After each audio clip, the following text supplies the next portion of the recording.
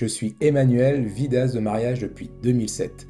En 18 ans d'activité professionnelle, j'ai eu la chance de réaliser plus de 250 mariages à travers la France, mais aussi la Belgique et la Suisse. Aujourd'hui, je vais vous parler du matériel que j'utilise pour tourner un film de mariage. Donc nous sommes en septembre 2025 et voici tout le matériel que j'utilise pour filmer votre mariage, que ce soit sur Terre, mais aussi dans les airs, et chose aussi très importante, le son. Alors il faut savoir qu'auparavant, lorsque j'ai commencé de 2007 jusqu'à 2017-2018 à peu près, j'utilisais une caméra d'épaule avec un éclairage additionnel, puisque le soir, lors du dîner et de la soirée dansante, les caméras n'étaient pas forcément sensibles, c'est-à-dire qu'elles avaient des difficultés à filmer lorsque c'était sombre. Donc j'utilisais un éclairage additionnel. Et je me suis aperçu avec le temps que, équipé de ma grosse caméra et de mon éclairage additionnel, cela avait pour conséquence en fait d'attirer l'attention des mariés sur moi, mais aussi des invités. Alors je me suis remis en question dans les années 2017-2018 et je me suis dit, ah, quand même, pour qu'un mariage soit naturel ou authentique, la première des choses, en tous les cas du caméraman, c'est d'être discret. Alors, c'est ainsi que j'ai commencé à investir donc dans des boîtiers de ce style, parce que je n'avais plus besoin d'éclairage additionnel, hein, puisque avec ce type de boîtier, hein, qui est un Sony A7 IV, alors je ne l'ai pas eu en 2017, mais un petit peu plus tard, puisque j'ai commencé par des Sony A7 III, voilà, ça me permettait de filmer voilà, dans l'obscurité, alors pas totale, hein, mais je n'avais pas besoin de rajouter d'éclairage additionnel. Donc voilà actuellement le type de boîtier, c'est-à-dire le boîtier que j'utilise actuellement. Alors il est vrai qu'il y a encore quelques temps, j'utilisais deux boîtiers avec des optiques différents que j'avais comme ça de chaque côté. Mais aujourd'hui, je suis vraiment sur un seul boîtier. Donc je ne vais pas vous décrire les objectifs que j'ai. Mais voilà, sur une journée de mariage, j'utilise ce boîtier. Vous voyez, c'est très discret. Et pour ce faire, pour le son, j'ajoute, voilà, un microphone qui est aussi discret.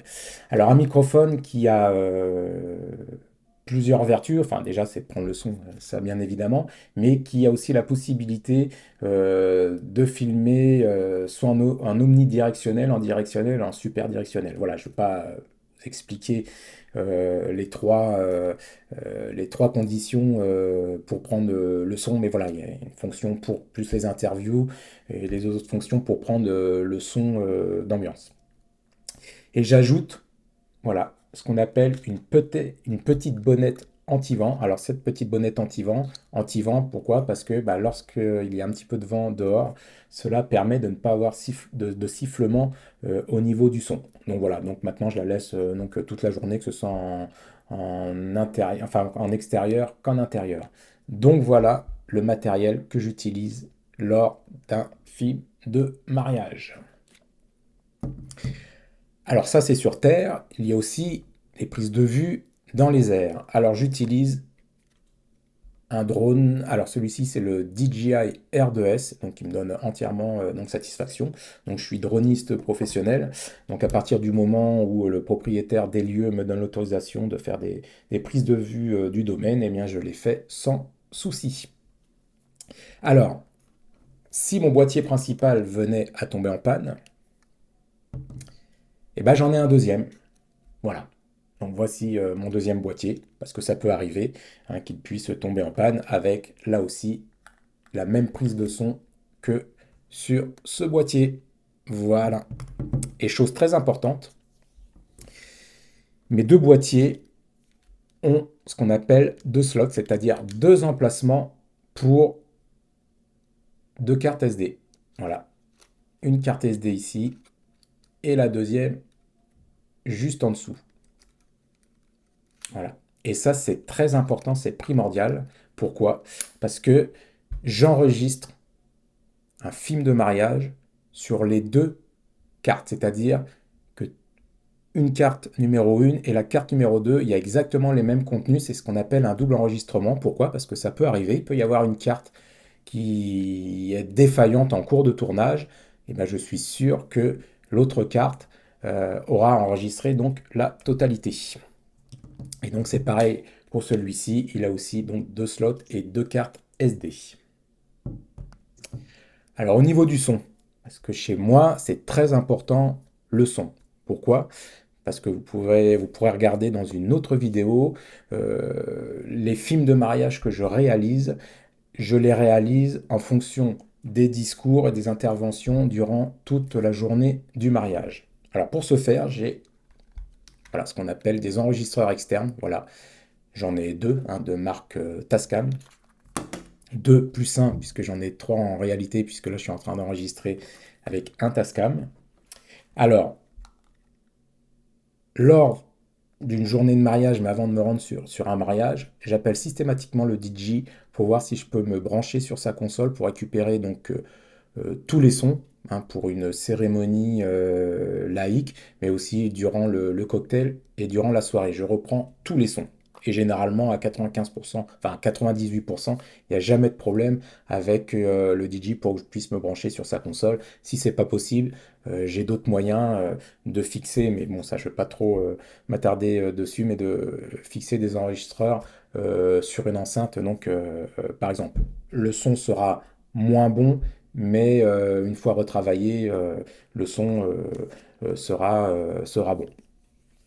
Donc voilà, donc c'est pareil aussi au niveau des églises, j'ai la possibilité de récupérer donc des sons lorsque l'église est sonorisée, ce qui n'est pas toujours le cas. Alors dans ce cas, mais voilà, c'est de plus en plus rare quand même.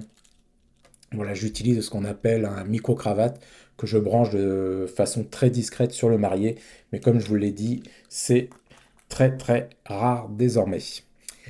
Donc voilà le matériel que j'utilise durant une journée de mariage. Comme je l'ai dit, moi, la première des conditions pour obtenir un film naturel authentique, c'est la discrétion. Et cette discrétion, voilà, je l'obtiens avec ce type de matériel qui n'est pas encombrant, qui est alors pas invisible, mais en tous les cas, je suis très discret. Pas d'éclairage additionnel, comme je vous l'ai dit, parce que j'ai la possibilité de filmer dans des conditions très obscures. Donc je n'ai aucun souci avec ce matériel. Voilà, et bah écoutez, je vous remercie de m'avoir écouté. J'oubliais parce que j'ai une troisième caméra, mais je suis en train de filmer avec actuellement. C'est pareil, c'est un autre appareil Sony. Voilà, donc les profils d'image sont les mêmes pour les trois. J'ai la possibilité de régler les mêmes profils d'image pour les trois et je filme actuellement avec. Et ce boîtier qui est en train de filmer actuellement me sert généralement pour capter l'intégralité d'une cérémonie laïque, mais aussi à l'église. Donc voilà, et ben écoutez, je vous remercie de m'avoir écoutez. Si vous êtes intéressé par mes services, si vous êtes à la recherche d'un vidéaste pour votre mariage, je vous invite à visiter mon site internet ecprod-video.com, un site internet 100% dédié à celles et ceux qui recherchent un vidéaste pour leur futur mariage. Vous trouverez plein d'informations sur mes prestations et vous trouverez également un petit formulaire de contact ou un numéro de téléphone pour me contacter. Encore merci à vous de m'avoir écouté.